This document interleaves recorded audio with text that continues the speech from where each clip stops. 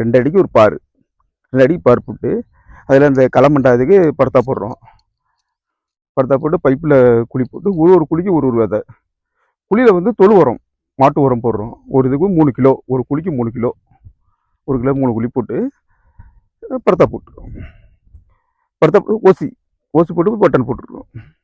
கரெக்டாக ஒரு 10 நாளில் வேப்பெண்ணெய், பூங்கெண்ணெய், இழுப்பெண்ணெய், பார் சோப்பு, காதிக்கிற பார் சோப்பு, இப்போ சோப்பை ஊற வச்சு 3 நாள் கழிச்சு நம்ம கை ஸ்ப்ரே மூலியமாக எல்லாத்தையும் ஸ்ப்ரே பண்ணிடுவோம். அது எதுக்குன்னா பேனு பூச்சின்னு ஒரு பூச்சி விடுவோம். அதில் இந்த இலையிலே பூச்சி விடுவோம், அதுக்கு ஸ்ப்ரே பண்ணிடுவோம். 5 நாள் கழிச்சு எல்லாம் இதாக வந்துடும், பூக்க ஆரம்பிச்சிடும். அந்த பூவிலே வண்டு விடுவோம். அந்த பூ வண்டு விடணும்னா அந்த நம்ம வந்து ஸ்ப்ரே பண்ணலன்னா அந்த வண்டு அதில் இருந்துக்கும், அது உள்ளே வண்டு இருந்துடும். மறுபடியும் வந்து அது அப்படியே காயாகி அந்த காய் அப்படியே ஒரு சைடாக போயிடும், சென்டராக வராது. அப்படியே சூழ்நிலை. அதுக்கு இஞ்சி, பூண்டு, பச்சை மிளகாய்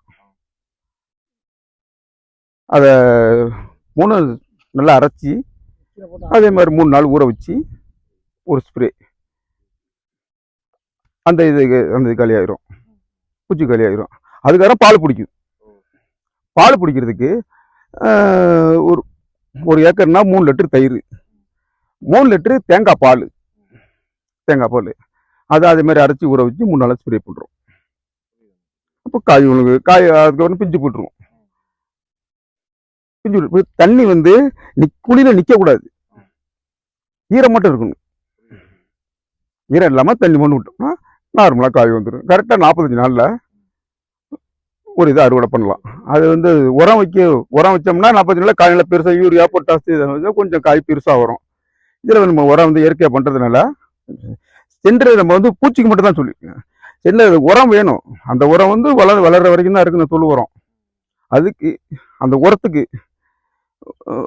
ஒரு லைனுக்கு 20 கிலோ வேப்ப புண்ணாக்கு, 20 கிலோ கடல புண்ணாக்கு, நம்ம 200 லிட்டர் பேரல்ல கணக்கு பண்ணி சித்தாள் மூலயமா ஒரு ஏக்கர் ஊற்றுருவோம். இதில் வந்து இந்த புண்ணாக்குனால பூச்சி அதிகமாக வராது, அதிக டேஸ்ட்டு கொடுக்கும், உடம்புக்கு நல்லது. எந்த ராசாயன உரம் கிடையாது, எல்லாமே இயற்கை உரம், தொழு உரம், இயற்கை உரம். அவ்வளவுக்கு காய் கொடுக்கும், அதிகம் பெருசாக ஆகாது.